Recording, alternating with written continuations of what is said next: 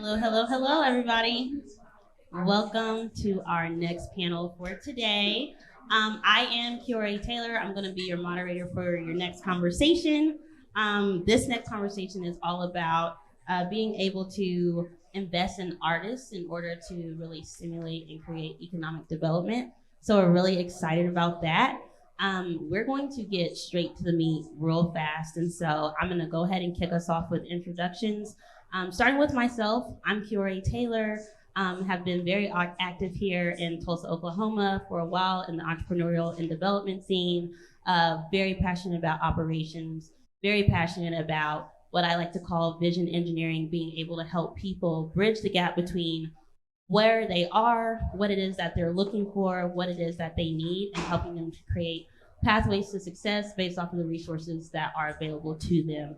I'm really excited about that. I've been in radio for a while. I enjoy hosting. I am an author of 2 books, and I'm all about just creativity. And so I like to think of myself as someone who is not only an engineer by background, but definitely an artist in every right. And I think that really helps me to think holistically around how I engage with entrepreneurs, how I engage with businesses, but also how I engage with artists. So I'm really excited to be facilitating this panel for you all today. And we're going to kick it off with introductions from everyone else, starting with Bar on the End. I was trying to be strategic by sitting all the way at the end. Is this on? Can you guys hear me? Yes. So I'm Vanita Cooper. A lot of people know me as Coop. I'm the owner of Silhouette Sneakers and Art on Greenwood. We sell limited edition sneakers, local apparel, vintage. Just like try to cultivate a whole vibe and just try to reflect the talent and the energy in the culture here in Tulsa. I consider us kind of like a mirror in that way. We're nothing without the talent that's already here. And what else? I mean, I'm kind of like, I was just thinking about this. I could share a whole lot because I'm older than you probably think, but I don't know if you guys are familiar with the term journeyman, like in sports. And I feel like I'm kind of like a journeyman that's finally like found a home. I feel like Tulsa has been an incredible place for me to be. When I moved here 5 years ago, I could never have imagined the opportunities that I'd have. So I'm incredibly grateful to be here and thankful to have an opportunity to share with you today.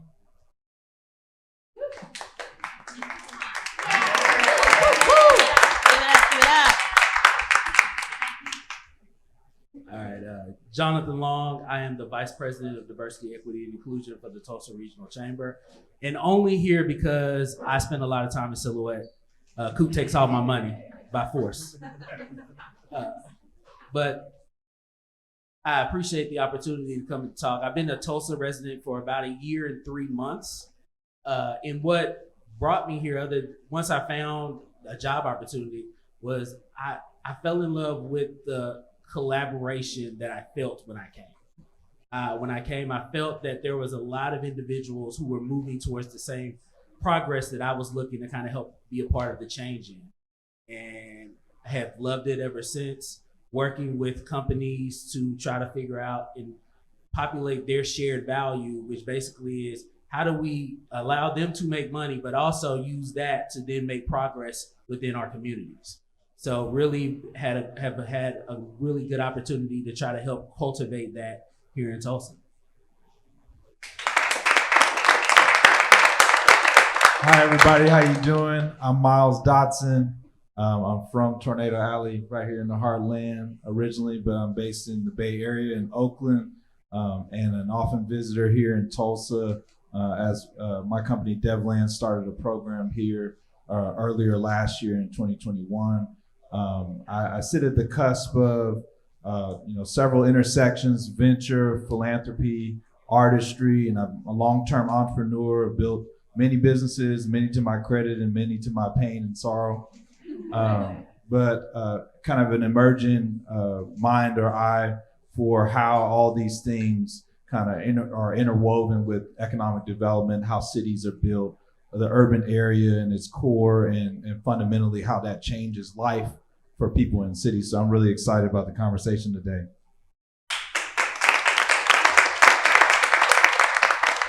Thank you guys all for introducing yourselves.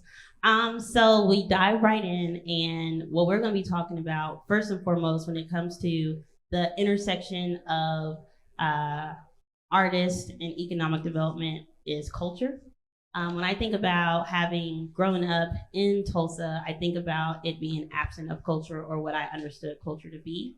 And then I started to travel all over, whether it was traveling through Oklahoma and the Midwest and Missouri, or living throughout the South or living on the East Coast, and now traveling internationally. And it's like every time you go to a different city, you're like, there's something very identifiable about the culture there. And so often what we're hearing in Tulsa is that we're on the cusp of something new. We're on the forefront of something new. And what I'm curious about is like, when do we hit the tipping point? How do we hit it? And I think a big piece of what we're trying to capture and what we're trying to like stimulate is that culture piece. And I think that is what we're here to talk about today. And so a lot of times culture can be a buzzword, but just so we all start from the same baseline, can you all share with us, what do you believe culture to be? How would you define it?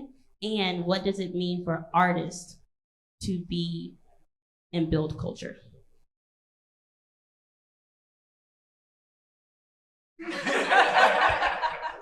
I'll take a stab at it. Mr. Coop can catch Miles. up. Thank you. No, I think culture is like a symbiosis of many things. It's like the language of exchange locally. It's the visual depiction and kind of like the identity that we all share and know. It's why we say T-Town, or why we walk the streets in the weekend to take pictures. And it's also, to me, just this communal understanding of the benefits of things done together. Is that notion of going to a football game or going to a concert in downtown Tulsa. Those things are those shared kind of notes of culture. And for me, they are footnoted by being able to reflect on. They sit in the archives. They can end up in a museum. They're notable kind of pinnacle moments that you can draw back to. Yeah, I think I don't know if you guys have ever, traveled outside of the country, but I feel like I really understood culture when I started to travel like that, because you see the distinction between what we do in America and how things happen in other places, right? In Asia, in Africa, in South America, and you realize that we've done an interesting job as a country. Our founders have done an interesting job of trying to erase cultural difference, and in some cases actually erase people. And so sometimes we forget, because of that, because of our history and because of the push to create a cultural monolith, what culture really means and the importance of that. And so I agree with Miles, like those are definitely like different aspects of culture. But I think, one of the things that I'm like really proud of to think is that like culture was very resilient despite all the efforts to try to change people. We see that still there are, tribes in Oklahoma and across the country who are holding on to their cultural artifacts, their history. Black Tulsa, Black Wall Street. And so, yeah, I mean, there's definitely a lot to it. Yeah, I think as we talk about culture, we're looking at the collective things that unite one another, right? And that represent us in a way that makes things distinct. And how I believe we all play a part in whatever culture that is how do you represent that culture? What are you doing to continuously move those things that you want to see make progress, make them move forward? I talk a lot, obviously, for my work in diversity, equity, and inclusion about being an ally. And I always have to remind people that to be an ally, you have to take action. You can't just say you're an ally. You have to there has to be results from you being an ally. And you can't just read a book and become an ally. That's not how it works. Culture is the same way. You have to participate. You have to be active if you are a part of the culture or to help build the culture.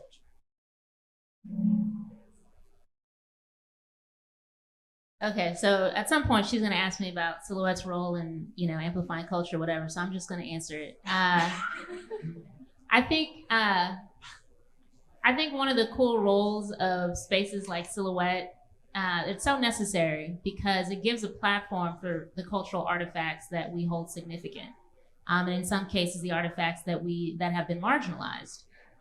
Sneakers is one of those things. Sneakers are culturally iconic, especially in Black culture, and it's become very mainstream and commercialized, but it's still very resonant in Black culture. Streetwear, being able to work with brands like Lord Primo, like Town Apparel, and then brands that are telling history like Greenwood Ave. And so I think, part of cultivating a culture, making sure, like trying to tap into that resilience, trying to grow it, is to give it that very physical platform, that visible platform. Yes, I love this. And my mind is going because I've been having this conversation recently around what does culture mean. And one thing that I think I find is often used interchangeably, but it's not really synonymous, is culture and tradition. I think a lot of times when we're talking about culture, people have tradition in mind. And they'll say, oh no, there's no culture here because there's no tradition that everyone thinks about. And even when I think about the word archive, it's like, oh, where do community members go on a reoccurring basis? That must be the definition of culture. But when I start to think about culture and really start to unpack it, I like to think that culture is the intangible part of community. It's the legacy of the community that you build. It's the thing that continues to live after individual people are gone. And I think so often what we find is we think we have a thriving culture and there are probably 5 main players who are super involved. And it's like, oh, it's a good culture because these 5 people are involved. But what happens when those people are gone? Is the culture there still, or is there a high turnover? And so I'm gonna pass it back to Miles because I remember one of our conversations last year, we were talking about how do we build up a strong culture for Black entrepreneurs? And what you said was you were bringing up this idea around, we need to have something specific that says, on Thursdays at this time, entrepreneurs meet here. It's not about a person, it's not about an organization, it's about creating consistency where people can rely on it and it's something that's sustainable, where even if you come back 20 years later, the same thing is happening. So I think just like that tension between tradition and culture, that tension between, are we talking about something tangible or intangible? What do you think is the relationship between building a culture and being able to sustain economic development? Yeah, it's so interesting. I meet a lot of people cold on Twitter through different types of outreach and say, hey, let's get on a 15-minute call. And I had a call yesterday that kind of just got me stirred up. And I'm the type to get on the soapbox about several things. I was about to say a few. I was minimizing. But I really think that kind of hitting on the note of what you're talking about, that conflation of tradition and culture and the reality that they are separate and different things, and how we utilize tradition as a placeholder for culture and don't realize how much that kind of diminishes the value of new things, of new things happening in places like Tulsa. Yeah. And I think that if I did have clearer language around that, to me, in the conversation I had yesterday, there was this argument about how do you give presence to the past, acknowledge the present, but have room for the future and what the future means and the things that you're doing or the things that you want to see.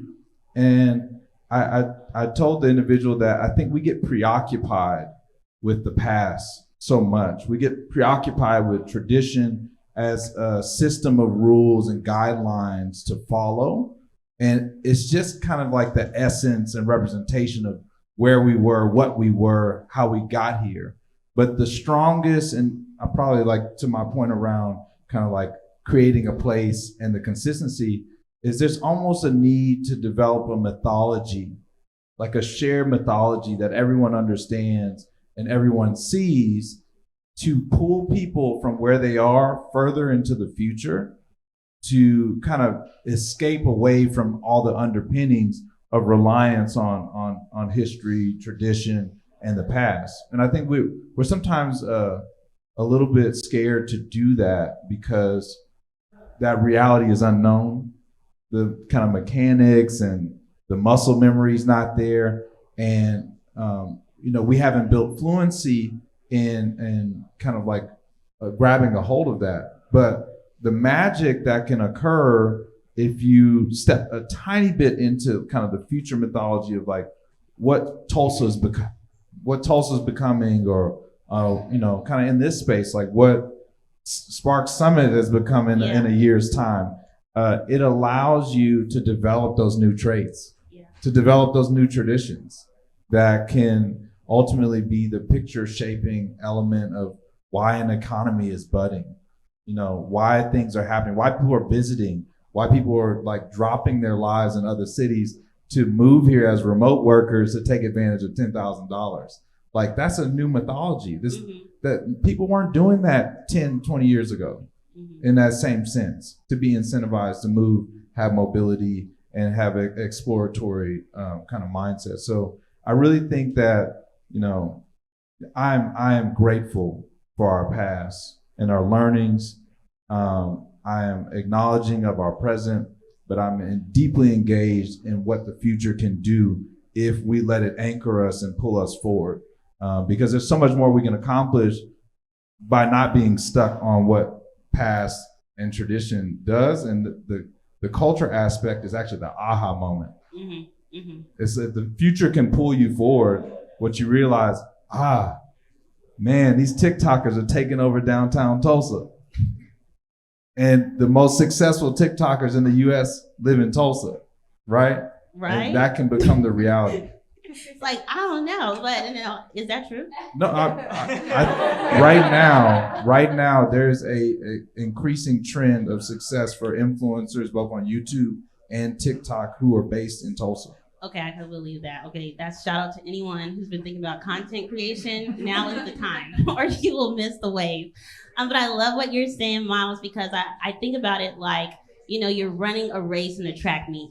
And if you focus on the people behind you, you're never going to win, because everyone who's focusing on going forward, like they're accelerating. They know the obstacles that are in front of them. And sometimes when we focus on the past, that's exactly what we're doing. We're doing a discredit. We're doing a disservice to ourselves. The other thing I think about is how we make rooms to think about the future. And sometimes the things that we can not necessarily abandon, but that we can table until it circles back around, is focusing so much of how to make sense of the past and learning from the people around us who may know and who may have better experiences. I know it's not about it being right, but what do you think? All of you all can speak to this, because, Coop, you were talking about, international. Jonathan, you were talking about you just moved here. We know you, Miles, are from the Bay Area. It's like we've all seen and been exposed to different environments. What do you think Tulsa can learn from other culture in other places?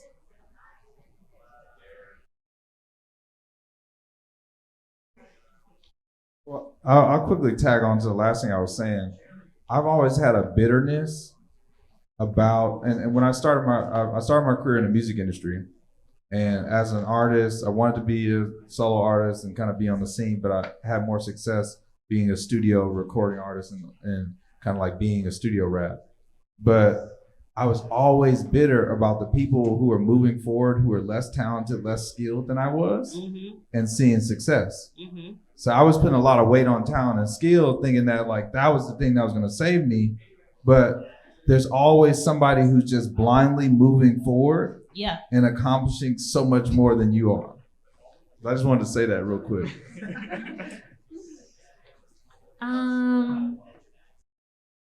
I think it's so fun. Please let us know. No. It's so funny because like none of this is really that hard. It's all about will, sometimes political will, desire.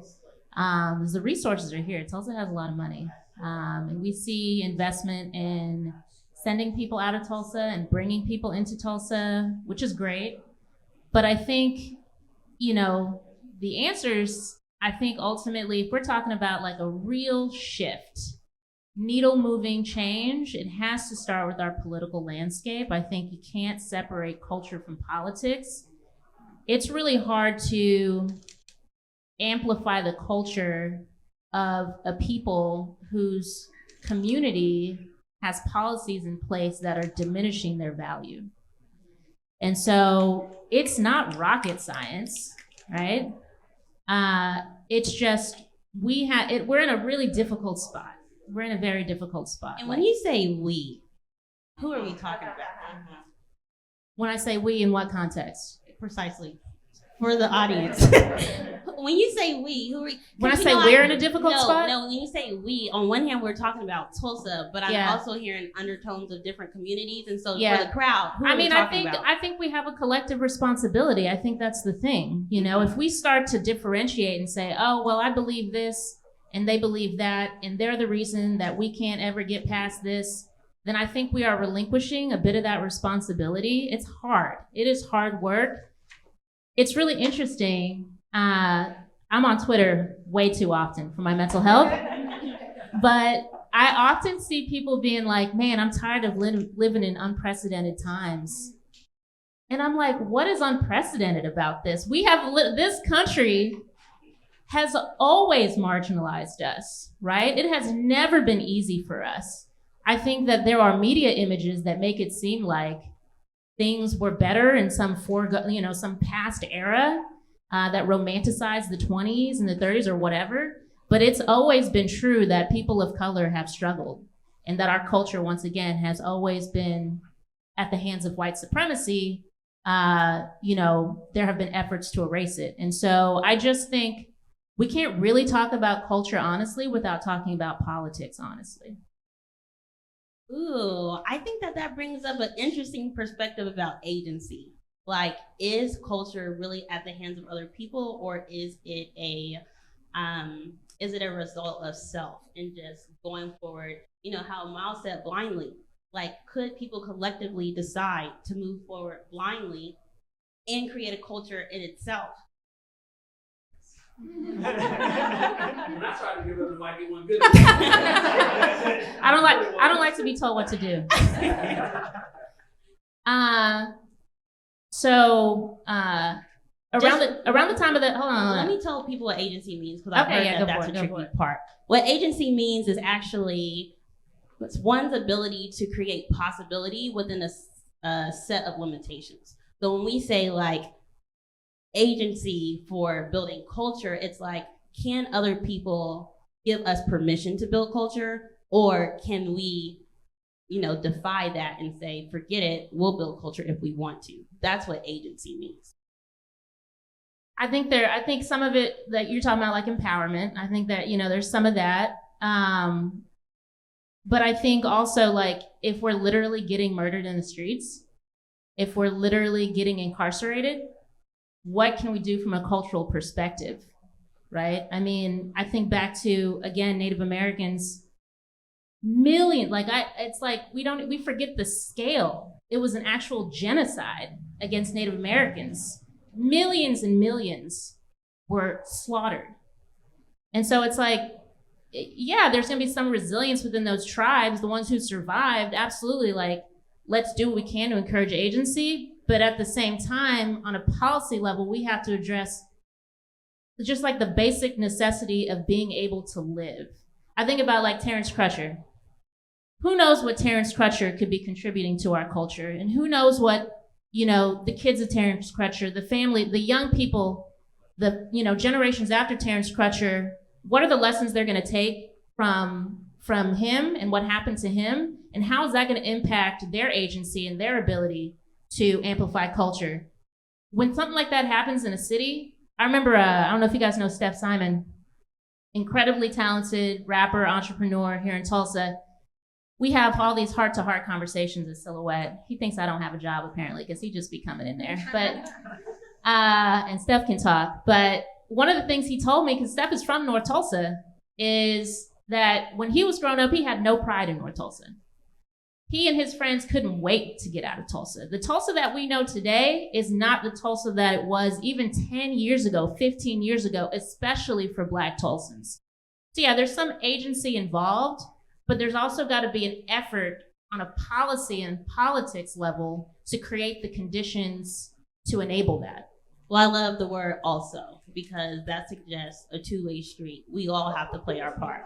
But no, we are coming back to you, Jonathan, right after Miles adds what he's going to say. Yeah, I was gonna say, like, you brought up the note about politics. So, like, how is policy drafted in this country? It's typically like small groups of people who develop theory and then share those theories out broadly in these tiny think tanks, right? And on a local level and on a national scale. But it kind of goes back to the point I was making earlier. These people sit in a room with a whiteboard and decide a theory of what can be, and they just go out and do it. And there's an element of agency to that to me, there's a huge disconnect in how we live our daily lives, how policy is kind of wrapped around us, and kind of how the structure of the world we live in is set up. And yes, there are notes to like past happenings and wrongdoings and genocide and other elements of our society that we deal with and cope with from a kind of a past view.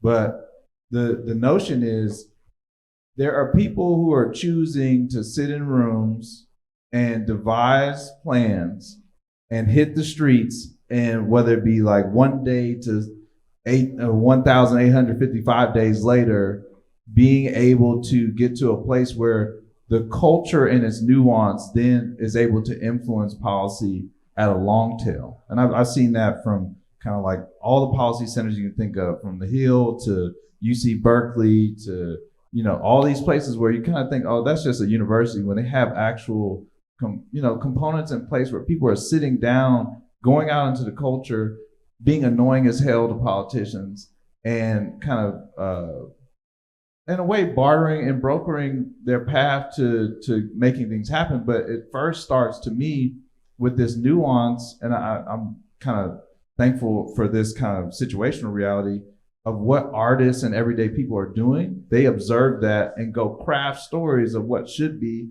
and then they come out, and then we kind of just accept it when it comes down the pipe. So I think that part of what you're saying is jumping to the place of policy, but the underlying notion is there's a culture being crafted by people in rooms that potentially we're not in, and is being mechanized through different tactics that we have access to leverage ourselves, even up against the institutional and kind of like, long history of the country and the mainstream issues that we face.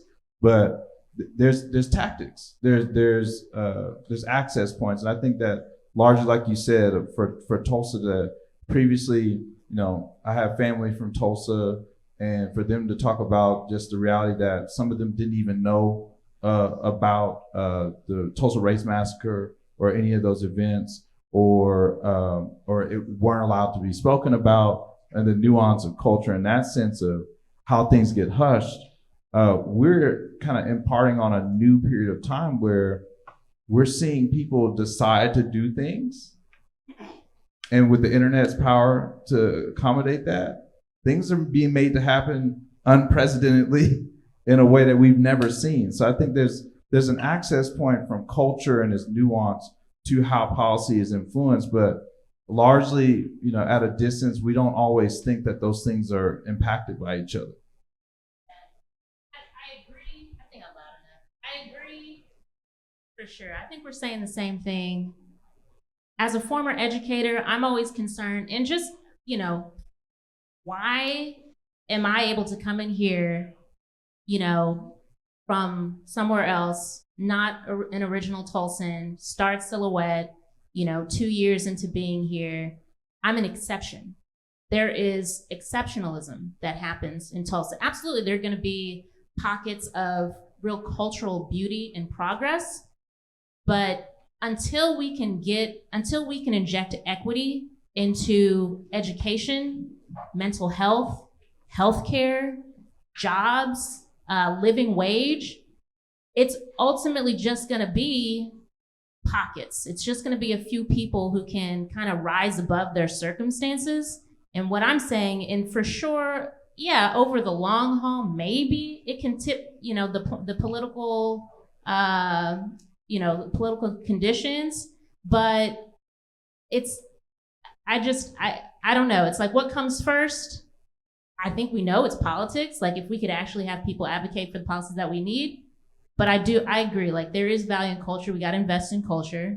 My biggest proof point is it makes virtually no sense that cannabis is conditionally legal in the state of Oklahoma. How in what universe could that have ever happened? You look at all the states bordering this that have not adopted cannabis under this type of legality. To me, there's a loophole. Right? Yeah, but hey. It's because it's profitable. It's because it's profitable. Those things progress so quickly because there's money behind it. At the same time, we're still 50th in the country in education. Why? Because it is a both and situation. And one thing I want to say about all of this is I love the passionate debate that's happening between Miles and Coop, because what I think that it models really well is it's not really about being right. It's about how do we have healthy dialogue where we can bring all these different perspectives and say, no, here's a gap. Well, there's another gap that's over here. No, there's also another gap that's over here. A lot of times whenever we go to try to fix a problem, we think that there's one thing that's impacting everything. And it's like, everyone has a role to play. That's something I deeply believe, that everyone has a role to play. So whatever you're passionate about, whatever you believe you can contribute, that's what you need to be focused on. When we say we, the biggest thing that I think about we all the time is self. Who are you as a part of the collective? And so we see who Miles is as a part of the collective. We see what Coop is passionate about as a part of the collective. The real question is, what are you all passionate about as a part of the collective? And as this we comes together, that is how we stimulate change. That is how we stimulate culture. And that is how we really start to move Tulsa forward and actually hit this tipping point that we've been on the forefront of for a long time. So to you. Let me jump right there. Yes. Right there. Because I think that's important. Yeah. Because I think the problem of that is we don't think abundantly, right? The problem becomes, well, my cause has to be more important than your cause because there's only so much money. And if I don't advocate for my cause and I don't get the money that you get, then my cause is going to never grow, or like we're never going to make progress. Versus understanding that there is money for a lot of stuff. We see it all the time, right? It is how do you and your cause get to that money, get to those resources to be able to grow and not feel like we are in competition for those resources, because whether you like it or not, what you are interested in is important. Now, it might not be important to everybody, but it is important. And you have to figure out how do you activate yourself and make progress within the system to get whatever those said resources are. And I think sometimes we're so busy looking at what everybody else gets that we take our eyes off of where progress looks like for us to be able to get the opportunities to move forward in that. I love it. And how important is it with your role for diversity and inclusion and your perspective and vantage point on the city, how important is it to really prioritize arts and cultures, not just for the people who are here, but for all of the people who are coming? So a lot of times when we look at economic development, companies want to come where there is energy. And that energy is created through arts and culture. That energy is ultimately created through arts and culture. And it's happening while industry is not even looking. And the next thing you know, they look up and they're like, oh, well, we want to move our company there because people want to be there. Nobody wants to work with somebody that they think is a jerk and that they don't appreciate, right? Same thing with cities. Nobody wants to live where they don't appreciate, the things that are happening. That's why arts and culture is so important, because that makes a city I don't want to say tolerable. That makes a city a place where I want to be, where I want to grow, where I want to be a part of that transition, right? Like that's one of those things where we talk about being active. Like, I don't want to just be there. I want to be engaged. I want to be a part of what makes the city even better. And companies see that and say, well, hey, we want to have people be there. So we're going to open an office there. We're going to move our headquarters there. And that is what's happening in Tulsa right now. with all of the economic development is because of people like you. Like if this type of thing didn't exist and individuals like you weren't here creating that, we would not have the type of economic development that we're seeing easily. Oklahoma City figured that out like 20 years ago. And that's what prompted their change to do some of the stuff that they're doing, because they realized nobody wanted to live here because there was no real arts and culture there that made people want to say, hey, that's a place. And it starts with people visiting. It starts with saying, hey, this wasn't as bad as I thought it would be, right? And then it becomes, hey, you know what? I might stay here for a little while. And it doesn't have to be you have to like permanently like settle roots. Like even if you say, hey, I'm gonna be here, but I do ultimately want to go somewhere else, but I'm gonna keep coming back. Like you have to be connected to that place. And that's what we're hoping to create because of arts and culture. Well, I'm gonna leave us here on a cliffhanger because I want to create some space for Q&A, at least for 3 questions. But the cliffhanger that I want to leave us all on is, I think, Coop, you didn't use the word tokenism. What did you use to describe yourself coming here? Exceptionalism. You said, but that's what I felt. What I felt was there are people here that get elevated, you know, so exceptionalism. And so when I think about kind of this thread of talking about and elevating and highlighting the same individuals multiple times, and this exceptionalism that we are really like fostering in Tulsa, but how that can also be contradictory to culture, because, you know, what happens when these people leave? What that makes me think of, to your point, Jonathan, is right now it's cool and it looks great because of the people who are here. But if we don't find a way to make that sustainable and people leave, then what is that going to mean for Tulsa? And so that's a question I'm going to leave us all on. This has been absolutely excellent. But before we go anywhere, we're going to take 3 questions from the audience. So does anyone have any?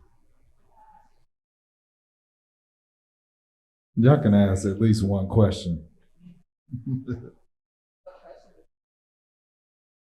Question in the back. Thank you for the stats for the trending area for social media for Tulsa. I work in the industry. I have some colleagues at TikTok, and there's been discussion in terms of new emerging cities for content creators. Some of the content stats that are available currently have to do with location tagging.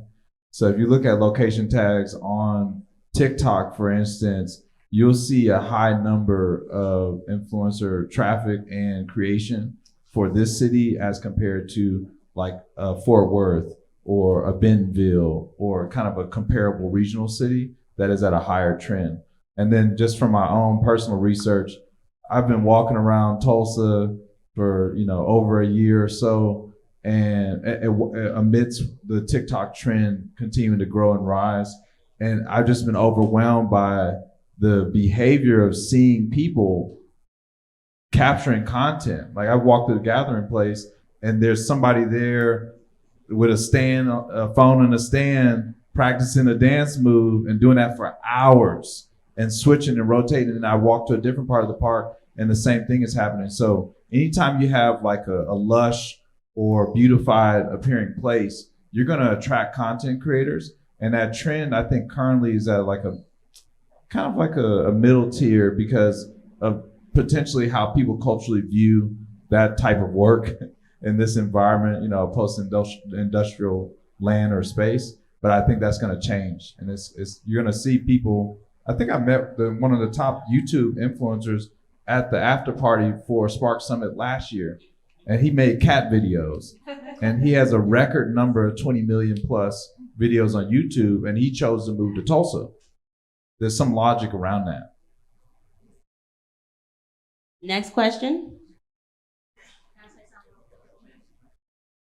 So this dude said something yesterday that I thought was so powerful. He said, you know, memory informs imagination, right? Like we actually can't possibly imagine what we can be if we haven't seen it.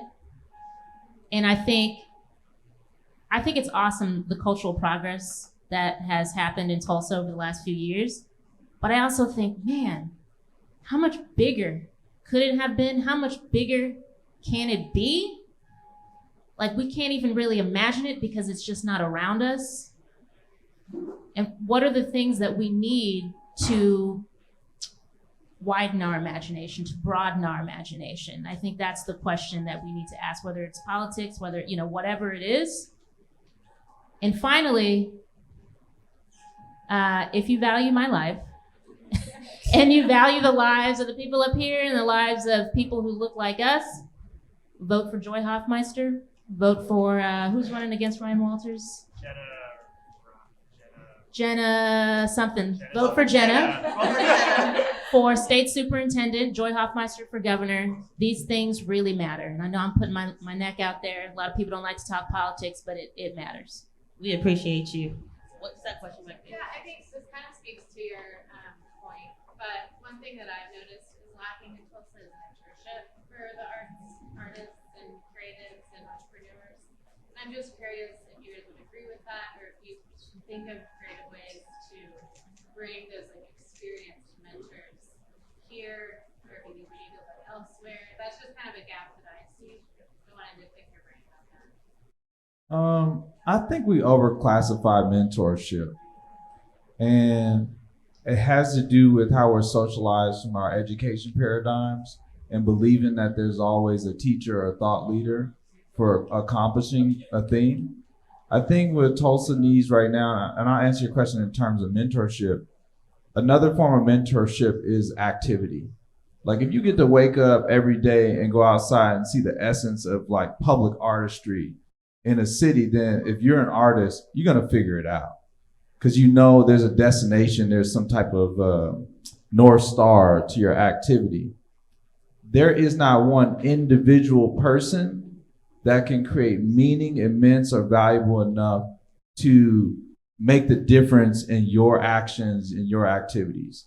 And so I think there's too much abundant opportunity here, but the idea of like needing a mentor or a teacher or something else, I think is not a starting place. And I see a lot of paralysis in the folks that I've had the benefit of working with through, whether it be as a board member of Tulsa Creative Engine or programs that we run here in Tulsa. The starting place is being messy and doing stuff so much that everybody sees it and they're like, wow, they won't stop doing that thing. And when it's messy enough, that's when mentors come in and it's like, okay, we got at least enough of the activity happening. Let's sculpt the clay. Let's put it into position. Let's use this as an attribute to drive tourism. Let's use this as an attribute to drive academic visitation and research. Let's use it as a tool to drive the next big Spark Summit type event or apparatus. And I think there's a good context between those two. Is like mentors are important when you're doing something. We got to get to doing and more rapidly doing in this space until people don't have the comfort of knowing that it's not being done.